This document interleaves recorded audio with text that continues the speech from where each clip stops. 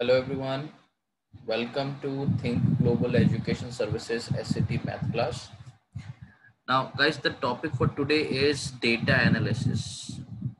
So this is the first video that I'm making on data analysis. Okay, data analysis. Now here in data analysis, in this video we'll be talking about the table structure. Okay, how do you define a table structure? How do you make a table structure? We'll talk about a matrix. Matrix again means the table, but it's more columns, more rows. So table structure, matrix, one of the same thing. And then we'll talk about line of best fit, which is very important. Line of best fit. So these are the three topics we'll be covering in this video. So let's start with table structure. Now, what is a table structure and when do we make a table structure? Okay. Now, understand this guys, whenever you have categories and you have subcategories, so it becomes difficult for me to analyze that how many things belong to this particular category, how many things belong to that particular category. So to avoid the confusion, we draw a tabular structure to understand the question. For example, if I give you an example and then we'll take a question. If I say there are two categories of bulb, we have red bulbs and we have blue bulbs. So this is one category, red bulbs and blue bulbs. And then we have subcategories. We have few defective bulbs and out of those few are non-defective bulbs. So how many bulbs belong to which category? To understand that, what we do, we draw a tabular structure.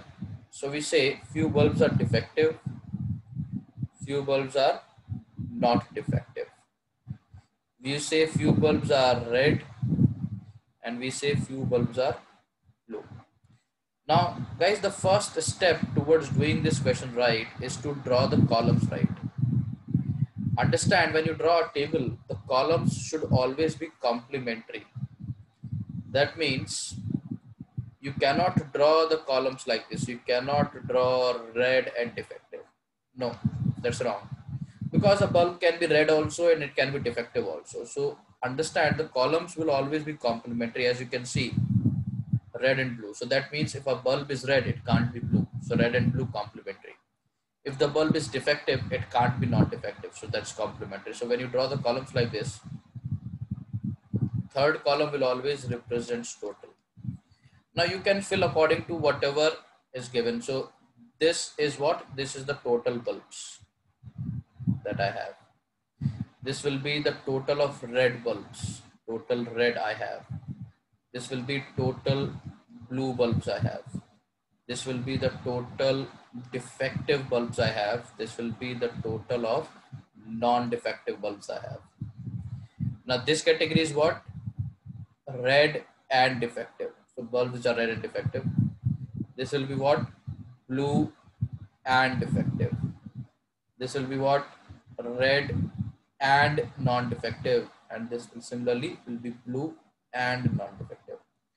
So I will read the question and I have a very crystal clear idea that how many bulbs belong to which particular category. So this is just an example. So remember guys, whenever you have categories and whenever you have subcategories, it's always better to draw a tabular structure. If you draw a tabular structure, you will not get confused. So let's try one question. Here, let's read it. 80% of the people in the party drink coffee. 10% of these also drink tea. 10% drink neither of those three drinks. So I have categories, subcategories. So basically few drink coffee, few not drink coffee, few drink tea and few not drink tea, right? So this is how the columns will be created.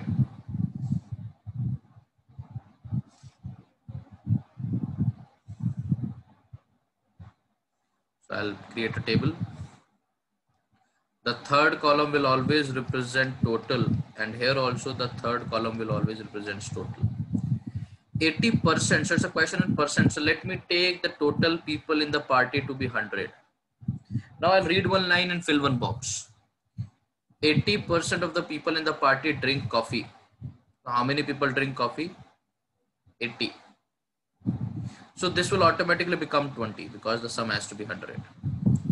Now this line is important. 10% of these, 10% of who? 10% of coffee drinkers. So that means 10% of these also drink tea. That means 10% of 80. 10% of 80 means what? 8. That means 8 people who drink coffee also drink tea. So you see, this will be 8. So this will directly become 72. Let's read next line. 10% drink neither of these two drinks. That means 10% of people do not drink coffee as well as tea. So this is 10. So this will automatically become 10. This will become 18. This will become 82. So do you acknowledge I have not read the question yet, but I am able to fill everything. So that's the advantage of table. You know, you don't get confused. You read one line, fill one box, read one line, fill one box. And then I can answer whatever question they are asking me. First question. Only coffee. Only coffee means what? That means they drink coffee but not tea. Drink coffee but not tea. That means 72. Only coffee people, 72. Second, only tea. That means they drink tea but not coffee. So drink tea but not coffee, right? Drink tea but not coffee. So that is 10. Drink tea but not coffee. That's only tea. And people who drink tea, that means total people who drink tea. That's 80. So you see, I can solve whatever question they are asking me. Now, fourth question is a very general question on probability. What is the probability that a person selected at random from the party does not prefer any two drinks? Now, guys, you understand for probability, you don't have to go into the detail. Probability in your SAT, they simply go for favorable over total. They do not go beyond that. Favorable people, that means who do not prefer any of the two drinks. That means neither coffee nor tea. So 10 people. Total people are 100. So 10 out of 100.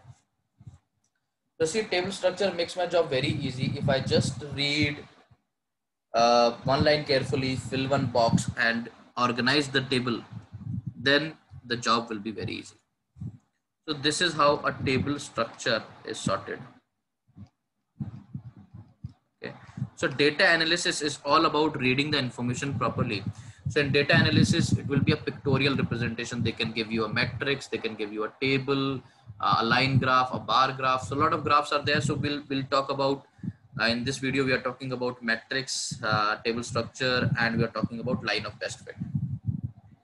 So again, moving forward, guys, this is how a matrix will look like. It's a table again, same thing. So generally they give you the table, but sometimes the elements are missing. So your first objective is to fill your table, and then based on the table, you can directly answer your questions. So let's read the information. In DAV public school, every student was assigned to one of the three houses, Gandhi, Bose and Wordsworth. The table below shows the number of students assigned to these houses from class 5 to 8. Total number of students in every house is equal. So they've given me one information here. Total number of students in every house is equal. There are 150 students. That means every house will have 50 students. Now guys, it's basic addition subtraction table. I can fill every column one by one, right? So let's start filling the columns. So this is 20 plus 15, 35 plus 15, 50. This will be 50. 5, 15, 10, 25 plus 8, 33. So that will be 17. 40 plus 36, 50, 40, 90, 90 plus 36. That's 126. So that will be 24. And then you have 20 plus 8, 28. 28 plus 10, 38. So that will be 12. 12 plus 12, 24. 24 plus 20, 44. So that will be 6. 10 plus 6, 16. So that will be 8, gives me 24. 15 plus 20, 35. 35 plus 8, 43. So this will be 7. So do you acknowledge, guys? We have filled every column. So sometimes this table is given, but if it's not given, I can fill this matrix. It's basic addition, subtraction. Now, based on this table, I can answer whatever question they're asking me. So here, what are they asking me? They're simply saying that what is the number of students of class 7 who are assigned to Wordsworth group? So I'll just look at the table. Class 7 Wordsworth group. So that's 6 people. That's my answer, right? So pretty straightforward. You just look at the information from the table and answer the question. Next, what is the probability that if a student is selected at random? So probability, I told you guys, favorable outcome over total outcome. That's the only information I should be aware of. From the Gandhi house, so I'm selecting students randomly from the Gandhi house. So Gandhi house means how many people? 50. The total people is 50. She is a student of class 6. So class 6, a student of class 6, Gandhi house. So that's 7. So favorable students 7, total students 50, 7 by 50. That's option number B. You see, keep on reading. So there might be more than one question on a particular table or a particular information. So there can be more than one question. So for this, the answer is B. Right? So let's move on to the next question based on the same table. Total number of class 7 students is what percent more? So guys, it's data analysis. Okay, so it's just about the data that you take out, but the question can be on percentage. They can ask you whatever they want. So you should be ready for any concept being tested in data analysis. Total number of class 7 students. So total number of class 7 students, 5, 6, 7. Total number of class 7 students is 24. Is what percent more than class 8 both students? Now class 5, 6, 7, 8 both students with 15. So they are simply asking you that 24 is what percent more than class 8 both students with 15. So that's the question. 24 is what percent more than 15? So that's basically the question on percent change. Difference. So I'll write down the formula again so that you recall. The formula for percent change is difference over original into 100. We did that when we were discussing percentages. Difference is 24 minus 15. Original greater than 15. So whatever comes after than will be your original times 100. 24 minus 15, that's 9 by 15 times 100. 3 3 is a 9. 3 5 is a 15. 5 20. That gives me 60%. So what percent more? 60%. So I take out the right numbers from the table. That's important. Read your table carefully, get the right numbers out from your table, and based on that you answer the question. So guys, that was a matrix form or table structure, you can say. Now guys, line of best fit. What is line of best fit? That's very important. Line of best fit. So if you read this question, they are saying a scattered plot above shows study time hours per week and marks in math for 16 students of a particular class along with the line of best fit. The equation of the line of best fit is already given to you. So guys, in your SAT, you really don't have to draw the line of best fit. It will already be given to you. Now, what is line of best fit? I'll say it's the summation. Okay, or in simpler words, I can say, or you can say correlation or summation, or simple words, I can say it's average of all points. So we did some calculation and we draw an average line of all these scattered plots. It's a scattered plot, guys. The line of best fit is already provided to you. This is the equation of the line of best fit. So what is happening? The x-axis represents your study time and your y-axis represents your marks in mathematics. Now, since there are 16 students, so if you notice, there will be 16 dots. Every dot represents one student. So I'm plotting the graph. I believe everyone understand how do we plot a bar graph. So if a student study for 5 hours, he'll get these many marks. So that's one plot. If a student is studying for these many hours, he'll get these many marks. So that's another plot. So I'll keep on plotting like this. So I'll keep on plotting for all the 16 students. And then what I do some calculations and figure out an average line to approximate the change in the study time with the marks. So that's basically an average line. So this line is called line of best fit. Okay. Near SAT, you don't have to draw it. You don't have to do those calculations. It will be given to you, but you need to understand what's the meaning of that line of best fit, right? So let's see what are they asking in the first question. They're saying, according to the line of best fit, if a student aims for a score of 60, then for approximately how many hours did the student study? Now, according to the line of best fit. So guys, I have the equation of the line of best fit, which says y is equal to 3x plus 19. Now, y represents marks in mathematics, which I want to be 60. So according to this, y is 60. How many hours I should study? So they are simply asking me the value of x. So 3x is equal to 41, and x will come out to be 41 by 3 to be exact. So that's 13 point something. 13 point something. What is the closest answer? 14. I hope this is clear to everyone. So guys, that's one way, either because they are asking me according to line of best fit. So I have directly, put the value of y in the equation, figure out the value of x. Y represents the marks and x represents the study time. But I could have plotted from the graph itself, because if I say this according to the line of best fit, if I say the studied marks is 60, that means 60, it's meeting somewhere here on the line. So if I join this for x, right, it will be somewhere here. So 10, 11, 12, 13 point something. So that's also a way. So you should be good in plotting your graph also, right? So you understand what I did? 60 is here. So according to the line of best fit, if I join the study time in 16, it's coming out to be somewhere here, which is 11, 10, 11, 12, 13 point something. So again, that's 14. So whichever way suits you, you can plug the values in the equation, or you can directly look at the graph and tell. So I hope this line of best fit is clear to you. So let's do a couple of more questions. What kind of questions can appear on line of best fit?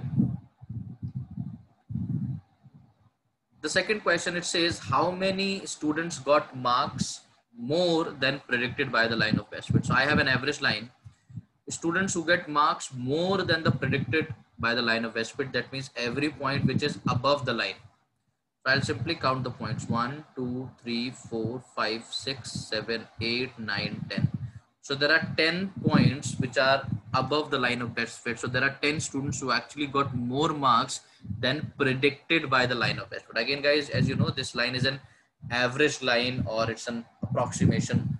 So how many students got more marks? Everyone who is above the line of best fit actually get more marks than predicted by the line of best fit. So I'll simply count the points,